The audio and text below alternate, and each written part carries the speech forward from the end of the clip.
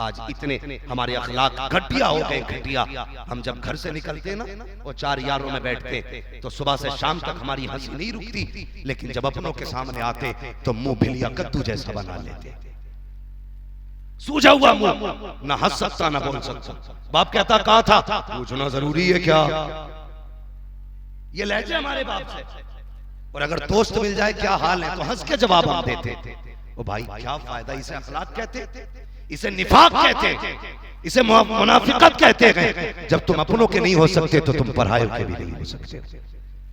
यारों को हंस के दिखाना, अपनों को मुंह चढ़ा के दिखाना, ये गलत है। सफों के बीच में मोहब्बतें पैदा करो, एक दूसरे से प्यार बांटो। उठाना मेरे हुजूर की जिंदगी, अखलाक देख पैगंबर इस्लाम का। और तुझे बताऊं, ईरान से एक बच्चा माँ की गोद में किसी फंक्शन में जा रहा था, किसी दावत में जा रहा था, डाकुओं ने कब्जा किया, हमला किया, माँ की गोद से बच्चे को छीना, लेकर के चले गए। लाने के बाद मक्के की बाजार में बच्चे की बोली लग रही है। जब बाजार में बच्चे की बोली लगी, हजरत खदीजतुल कुबरा का खादिम बाजार में गुलाम खरीदने गया था, जाकर के उसने उसी बच्चे को खरीदा। खरीद के लाने के बाद खदीजतुल कुबरा के हवाले कर दिया। बहुत और से सुनना प्यारे, अंदाज़े बयां मेरा बहुत शौक नहीं है, शायद कि उतर जाए तेरे दिल में मेरी बात। आज नफरतें देखो, पैगंबर का किरदार देखो। खदीजतुल कुबरा की बारगाह में गुलाम पेश किया गया है। आपने गुलामी के तौर पे बच्चे को रखा, फिर उसके बाद आप निकाह करके हुजूर की खिदमत में आई है। जब सारी दौलत हुजूर को दी है, उसके बाद गुलाम भी हुजूर को दे दिया है। खदीजतुल कुबरा ने गुलाम हुजूर को दिया। जानते हो उस गुलाम का नाम क्या था? उस गुलाम का नाम है हजरत ज़ैद बिन हारिसा रज़ियल्लाहु ताला अन्हु। ये वो गुलाम है हजरत खदीजतुल कुबरा ने मुस्तफा के हवाले कर दिए, आका की खिदमत में रहने लगे। अब मुझे बता तो सकी, जिसका बेटा गुम गया हो उस माँ की रात कैसी कटती होगी, जिसका बेटा चला गया हो उसके बाप की जिंदगी कैसे गुजर रही होगी। माँ बाप दिन को भी रोते हैं, शाम को भी रोकते हैं। एक दिन यमन का काफिला, ईरान का काफिला मक्के के बाजार में आया। हजरत ज़ैद बिन हारिसा को देखा, देखने के बाद पहचान लिया, ये तो वो बच्चा है जो हमारी बस्ती का रहने वाला है। इसके बच्चे में इसके बाप बेकरार है, माँ रोती रहती है। वापस गया काफिला, जाकर के कहा था, सुनो हारिसा, हमने तुम्हारे बेटे को मक्के की गलियों में देखा है। इतना सुना, बाप बेकरार हो गया। पता चला वो गुलामी की जिंदगी गुजार रहा है। ओ यार, बाप बाप हुआ करता है। अगर डॉक्टर ये कहते बच्चे की जिंदगी बच जाएगी, लेकिन तेरी सारी कायनात खर्चे में आएगी, बाप सब कुछ बेच देता है ताकि बेटे की जिंदगी बच जाए, अपने आप को बेच देता है ताकि बच्चा बच जाए। और यार, ये बाप का जिगर होता है। फिर जवान मुझे तो बता, जब डॉक्टर ने ये कहा था तेरे बाप को ब्लड की जरूरत है, तू मुंह चुरा के चला गया, मुझ में कम ब्लड है, और हया नहीं चाहिए। ये बाप है बाप, ब्लड तो क्या है, अगर जान भी देनी पड़े हंस के दे दिया करो। और ये कहा करो, जान देती हुई किसी की तो थी, हक तो ये कह के हक अदा ना हूं। किया करो, बाप की कदर किया करो। कहां गई इज्जत बाप की, किधर गई बाप की कदर? आज कोई बाप को बाप कहने तैयार नहीं, ससुर को मुंह फैला के बाप कह देता है, और बाप को कहता कहां गए जी, शर्म नहीं आती? इन्हें जी कहता है, बाप के बाप। नसीब है तुझे खुदा ने बाप कहने का मौका दिया है, वरना कितनों को तो बाप कहने का मौका तक न मिला। ज़बानें तरसती रह गईं, काश मैं किसी को बाप कह के आवाज देता, कोई मुझे बेटा कह के आवाज देता। हाँ जवानों, हमें पता नहीं चला कब जवानी आ गई, कब बुढ़ापा आएगा। अगर बाप ना होता तो जिंदगी के एक एक मिनट का हिसाब हमें याद होता, एक एक मिनट का। जवानी कब कैसे आ गई उन्हें पता नहीं चलता, जिनके सर पे बाप होता है। कभी यतीम से पूछ, बाप के बगैर कैसी कटती है। पूछना जाके, किसी के हाथ काले देखे ना मोटरसाइकिल की सर्विस में, उसका हाथ पकड़ के पूछना, बेटे इस उम्र में काम करने क्यों आया है? वो कहेगा मैं भी पढ़ना चाहता था, लेकिन बाप के जनाजे के साथ मेरे ख्वाब ही चले गए। आज बाप है तो कदर करो, इज्जत करो। बाप बाप होता है, हस्ती मिटा देता है औलाद के लिए बाप। हस्ती आज जो छह छह जगह से फटी पैंट पहन के टहलते गए हम, पता नहीं ये किस पैसे से खरीदी गई है, कितनी मेहनत से हमारे बाप ने कमाया है। और कभी रोड पे बाप को मजदूरी करते देख, कभी लोगों के चौराहों पे लोगों के सामने बाप को गालियां खाते देख। उसने तुझे पालने के लिए कितने लोगों के ताने सुने, कितने लोगों की गालियां सुनी है, तब जाके तुझे जवानी का तोहफा मिला है। आज जवानी का रूप बाप को दिखाते हैं, पावर जवानी की बाप को दिखाते हैं।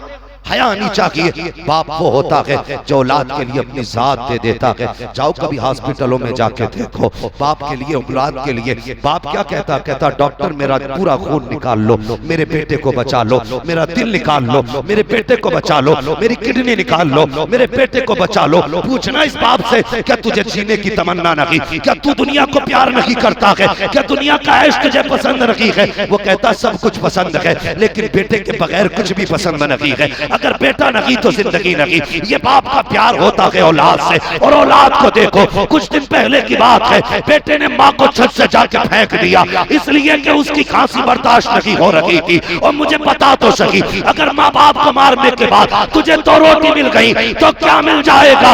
अगर जन्नत में जाना चाहते हो, इनकी इज्जत किया करो। अगर ये राजी हो जाएंगे तभी पैदा करने वाला खुदा राजी।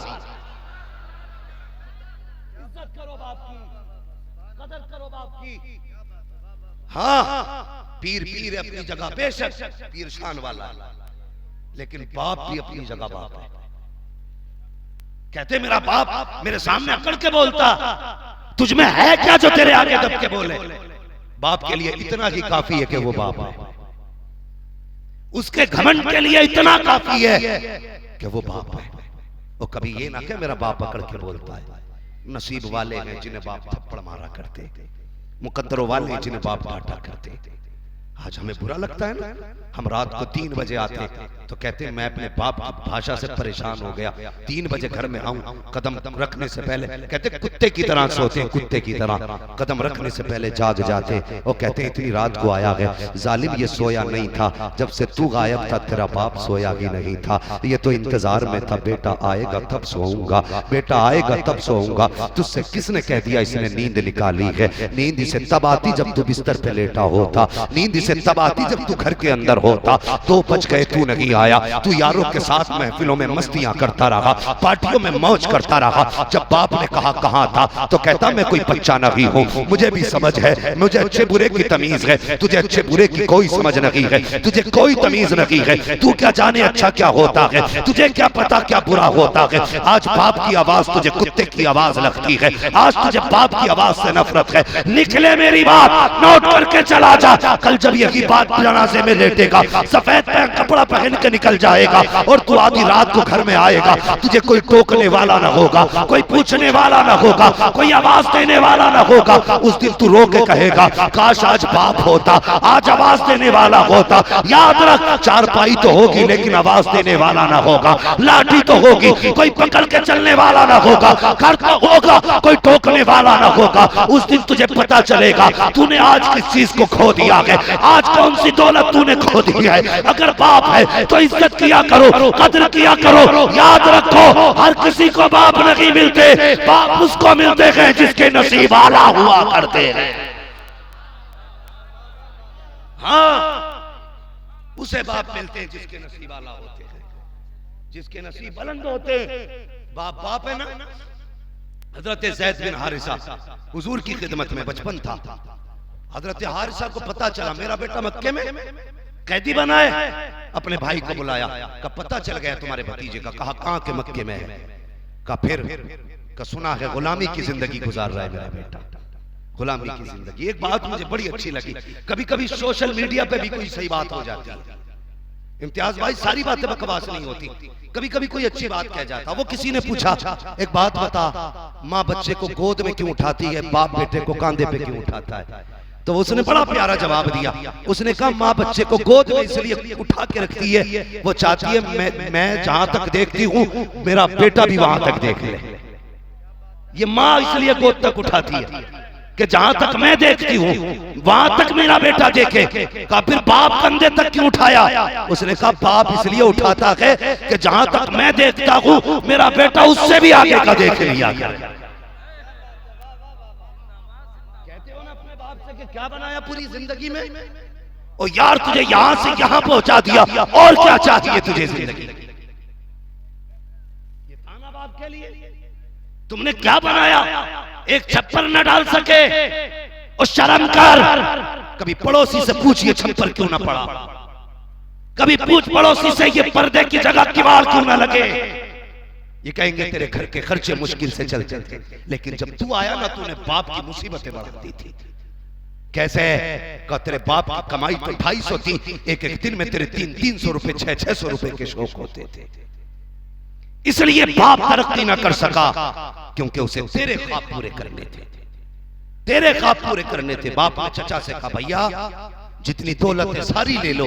का किस लिए? पता नहीं कि किसने खरीद रखा है बेटे को। अगर हमारी कुल कायनात भी मांगेगा ना तो हम दे के बेटे को आजाद करा के लाएंगे।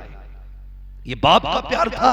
हजरत हारिसा का सफर करते करते मक्का शरीफ आ गए। पता किया मेरा बेटा किसके घर है? किसी ने कहा खदीजतुल कुबरा के घर पे है। कहा कौन खदीजतुल कुबरा? का वो मलका-ए अरब है, उनसे बड़ी दौलत वाली कोई खातून ही नहीं। का अच्छा, का और कौन? का उनके शोहर मोहम्मद हैं। उसने कहा ये लोग हैं कैसे? लोगों ने कहा ये पूछते हो कैसे है? कहा हाँ। अब जरा सुनना, जब सवाल करने वाले ने सवाल किया ना ये कैसे है, एक ने कहा सुनो, खदीजा को ताहिरा कहा जाता है, मोहम्मद को ताहिर कहा जाता है, मोहम्मद को ताहिर कहा जाता है। का अच्छा, का और कुछ? का इतने सखी हैं दरवाजे से कोई खाली नहीं गया, आज तक कोई खाली नहीं गया। कहने लगे क्या देंगे? का जिसने जो मांगा दिया गया। दौलत मांगने वाले को अमीर बनाया गया, इज्जत मांगने वालों को इज्जतें दी गई है, रिस्क मांगने वालों की नस्लें पाली गई हैं। का इतने सखी है? कहा हाँ। का अगर हम जाएंगे हमारा बेटा लौटा देंगे? का तुम नहीं जानते हो मोहम्मद जहाँ ताहिर है वहाँ करीम भी है, और करीम वो होता है जब देने पे आता है तो बदला नहीं लेता, फ्री में लौटा दिया करता।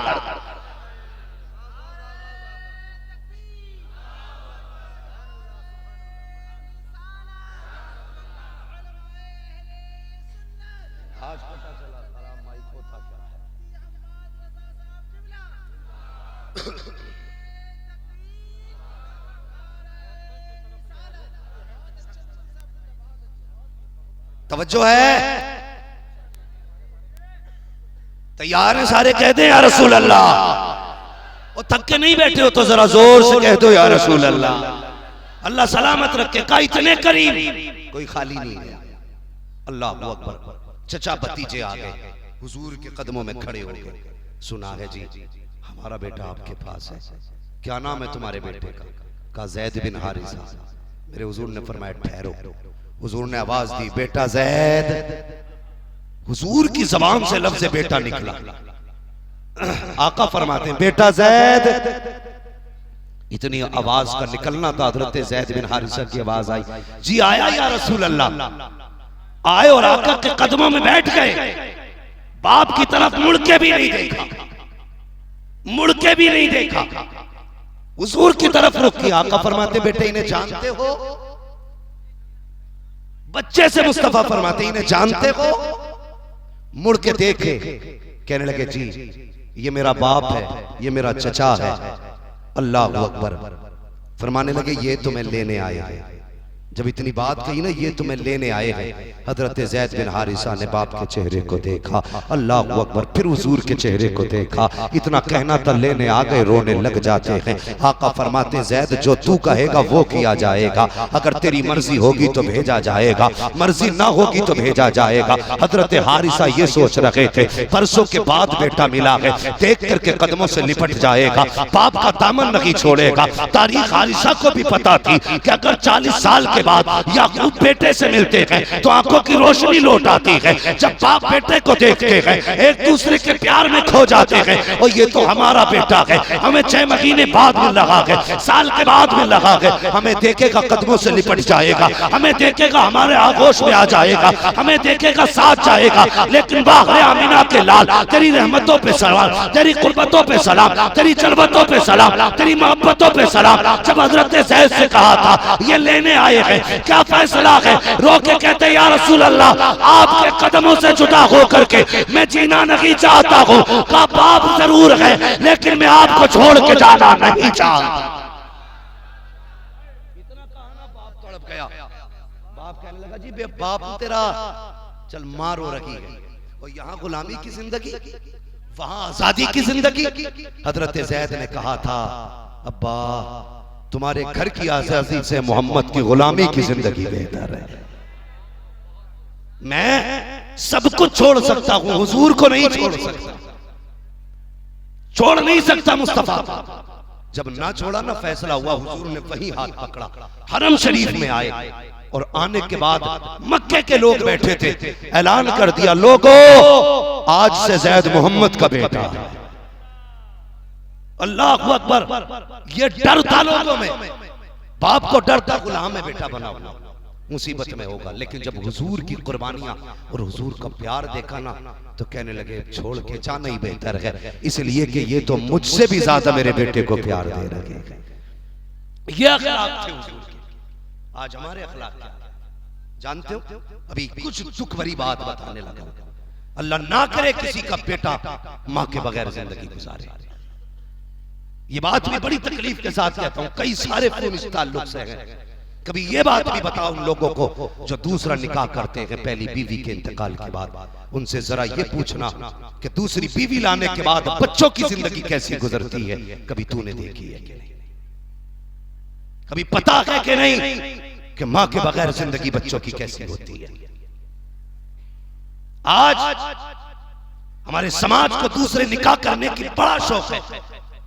बीवी का 40वां हुआ, दूसरा निकाह तैयार।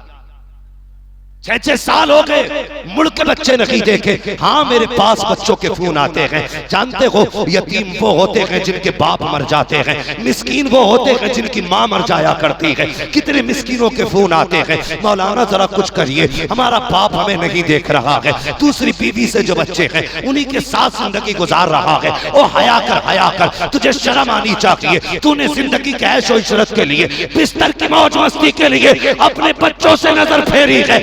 याद रख, तू बेखबर हो सकता है बच्चों से, लेकिन मुस्तफा बेखबर नहीं हो सकते हैं। आका को हर एक की खबर है। अगर कोई मिस्कीन इसलिए रोया कि बाप ने नजरें फेर ली है, कोई इसलिए रोया कि माँ ने सताया है, तो यहाँ तो चैन से जी सकते हो, मर के कब्र में आओगे तो याद रखना, न कब्र में चैन मिलेगा ना हशर में चैन मिलेगा।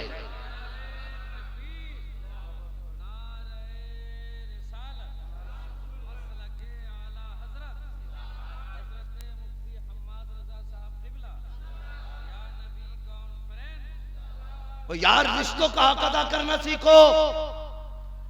रिश्ते हैं क्या? दूसरे निकाह के लिए मुसीबत। कितने बच्चे आज भूखे बैठे हैं, जवान बेटियां मजदूरी करके खा रही हैं, इसलिए कि बाप पहली बीवी के साथ है, दूसरी बीवी के साथ। बहन, खुदा की कसम, ये कौन सा किरदार है? मुझे तो लफ्ज दुनिया के सबसे मीठे लगे। मुझे, मैं नहीं जानता किसको क्या लगता है, सबसे मीठा लफ्ज मुझे मां लगता है और दूसरा मीठा लफ्ज मुझे बहन लगता है। हाँ, सबसे मीठा लफ्ज। एक तस्वीर आई थी, बारिश की तस्वीर। उस तस्वीर में भाई छोटा, बहन बड़ी थी। ये साइज था।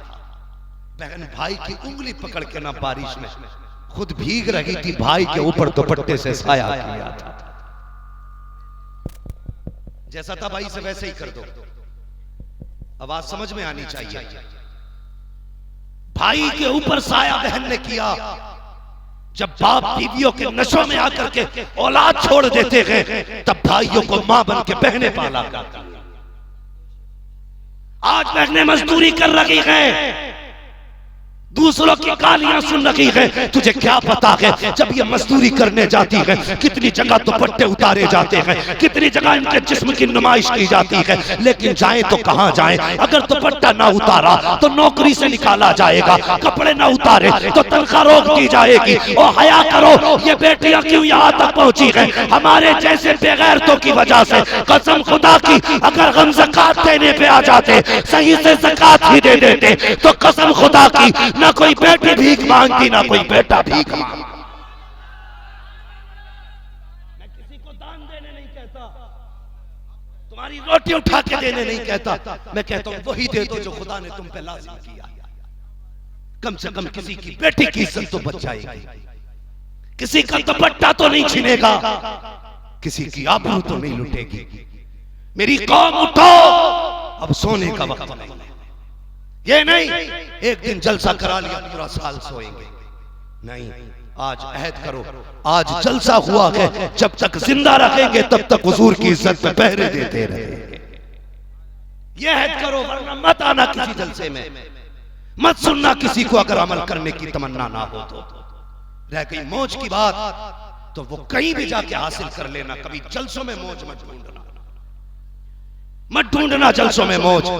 और अगर यहां आए हो तो जवानों बदलो अपने आप को। तुम देख रहे हो जमाना कितना बदल गया। अल्लाह माफ करे, कड़वी बात है कह दूं, बुरा तो नहीं मानेंगे। जो लोग 10 बजे सो के उठते थे आज 3 बजे उठ जा रहे हैं। और जिस कौम को हुजूर ने 4 बजे उठने का टाइम दिया था वो 11 बजे आंखें मसल रही है।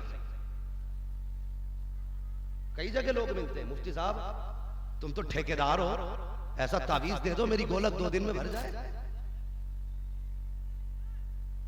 मौलवी तावीज लिए घूम रहा जेब में। और हमारी कौम इतनी बेवकूफ हो चुकी है, ये सोचती है जिसे तावीज आता वो सबसे पहुंचा हुआ है।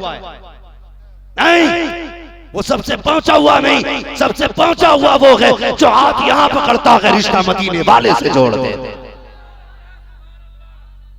मैं तुम्हें तावीज के झांके में रख के नहीं जाऊंगा, ये नहीं कह के जाऊंगा इनसे कुल वल्लाह का नक्श ले लेना, इनसे फलक का नक्श ले लेना, इनसे सूरह रहमान का नक्श ले लेना, बल्कि ये कह के जाऊंगा मेरी कौम के जवान मुझे पता है 11 बजे क्यों उठते हो, इसलिए कि 3 बजे सोया करते हो, इसलिए 11 बजे उठ रहे हो। 3 बजे तक तुम IAS की तैयारी नहीं कर रहे हो, POMS की तैयारी नहीं कर रहे हो, MBBS की तैयारी तुम नहीं कर रहे हो, सिर्फ रात भर 3 बजे तक तुम मोबाइल पे मौज मस्ती की वीडियो देखा करते हो, अपनी की बेटियों को नाचता हुआ देखते हो मोबाइलों में, अपनी बहनों के कपड़े उतरते हुए देखते हो मोबाइलों में, इसलिए 3 बज जाते हैं। कसम खुदा की खा के कहता हूँ कौमंदी हो चुकी है। तावीज के लिए, बरकत के लिए एक नक्श छत पे लगाया, एक कुर्सी पे लगाया, एक काउंटर पे लगाया, एक गोलक पे लगाया कि बरकत होगी। कसम खुदा की खा के कहता हूँ ये तो नक्श है। अगर 11 बजे सो के उठने का इरादा हो, नक्श नहीं पूरा पीर ले जाके टांग दे, कुछ नहीं हो सकता है। अगर बरकत चाहते हो फजर में उठा करो, सजदे किया करो, अगर वो राजी हो गया तो रोजी में बरकत होने लग जाए।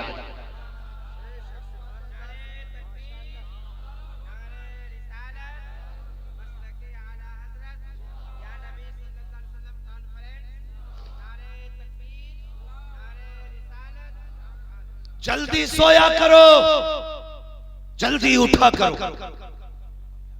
हाँ, लेकिन हम सोते 3 बजे, उठते 11 बजे। मौलवी तावीज कर, दुकान पे ग्राहक नहीं आ रहा।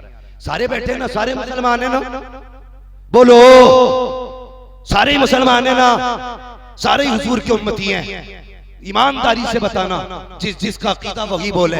हुजूर इशारा कर दे तो सूरज पलटा के नहीं, जिनका अकीदा वही बोले सूरज पलटा के नहीं, चांद के 2 टुकड़े हुए के नहीं, हुजूर ने बुलाया दरख्त आया के नहीं, अबू जहल की मुट्ठी में पत्थर बोले के नहीं।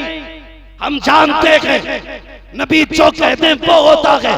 तो सुन नबी ने क्या कहा, आका ने हाथ उठा के कहा था या अल्लाह मेरी उम्मत के सुबह के वक्त में बरकत अता फरमा। हुजूर ने उम्मत के लिए सुबह के वक्त की बरकत मांगी थी। उम्मत 10 बजे तक सोती है, बरकत का वक्त निकल गया। पता अगर तूने नबी की दुआ का ख्याल ना किया तो तुझे रोजी कहां से मिलेगी, बरकतें कहां से मिलेंगी। आजा मस्जिद में आजा, सजदा कर ले, अपने रब को राजी कर ले। अगर तूने सजदे में सर रख दिया, 4 रकात नमाज अदा कर, उसके बाद सीधा दुकान पे चला जा। मसीहत का नकीब कहता है आजा सजदा करके तूने मुझे राजी कर लिया है, मैं रोजी करके तुझे राजी करने वाला। रोजी अल्लाह देता है, पीर नहीं।